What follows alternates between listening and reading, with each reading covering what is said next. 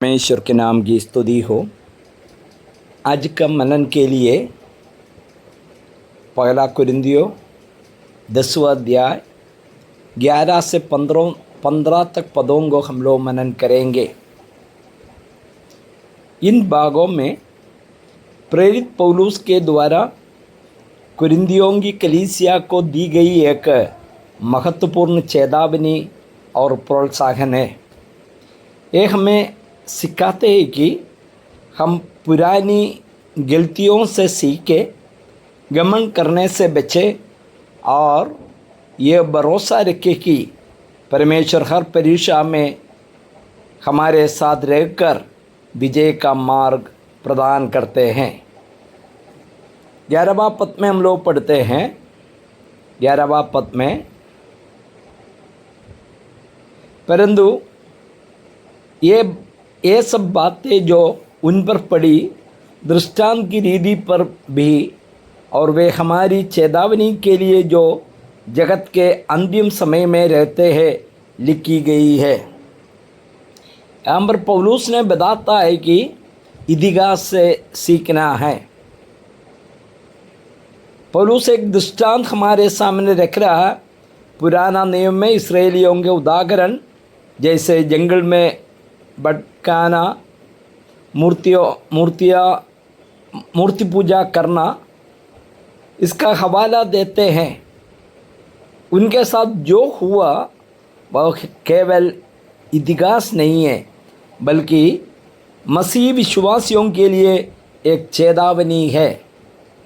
इससे क्या सीख हमें मिलता है? इस्राएलियों ने परमेश्वर के बड़े चमत्कार देखे, जैसे लाल सागर पार करना, फिर भी वे पाप में गिर गए।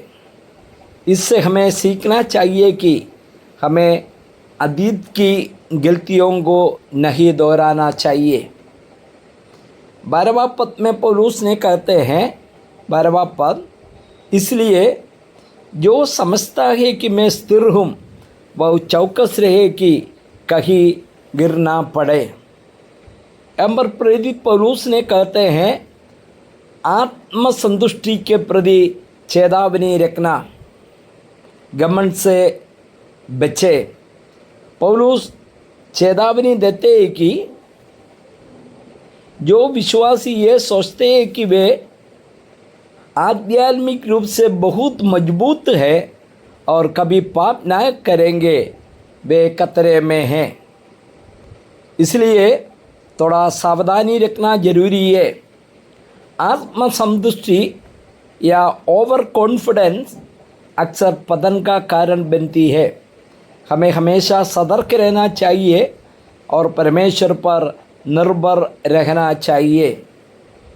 13वां पद में पौलुस ने बताते हैं, तुम किसी ऐसी परीक्षा में नहीं पड़े जो मनुष्य के सहने से बाहर है, और परमेश्वर सच्चा है, वह तुम्हें सामर्थ्य से बाहर परीक्षा में ना पड़ने देगा, वरन परीक्षा के साथ निकास भी करेगा कि तुम सहो।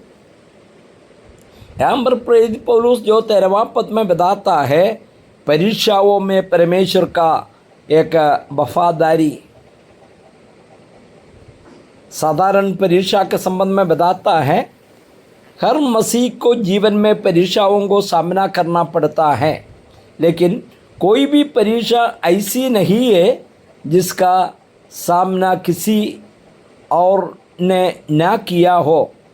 सबके जीवन में समान चुनौतियाँ आती है। इसलिए यहाँ पर बताता है, परमेश्वर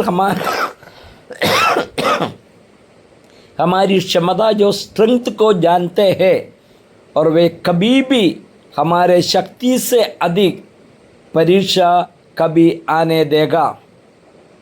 वहाँ पर एक और बात हम लोग देखता है, निकास, वे ऑफ एस्केप। परमेश्वर हर एक परीक्षा के दौरान एक रास्ता जो निकास जरूर निकालते हैं ताकि हम उस परीक्षाओं में स्थिर रह सके और पाप में ना गिरे। इसके बाद जो 14वां पद में पौलुस ने बताता है, जो 14 से 15वां पद तक, मूर्ति पूजा से दूर रहना चाहिए। मूर्ति पूजा से भागने के लिए बाइबल शिक्षा दे रहा। पौलुस आज्ञा देते हैं कि मसीहों को मूर्ति पूजा के स्थानों या प्रलोभनों के पास रुककर उनसे लड़ना नहीं चाहिए, बल्कि उनसे दूर भाग जाना चाहिए, तुरंत किनारा कर लेना चाहिए। इससे हमको क्या सीख मिलता है? हम अपने आप को परखें। वो पटहों की बुद्धि पर छोड़ते हैं कि वे उनके कहीं बचने का सच्चाई को खुद परखे और सही निर्णय ले।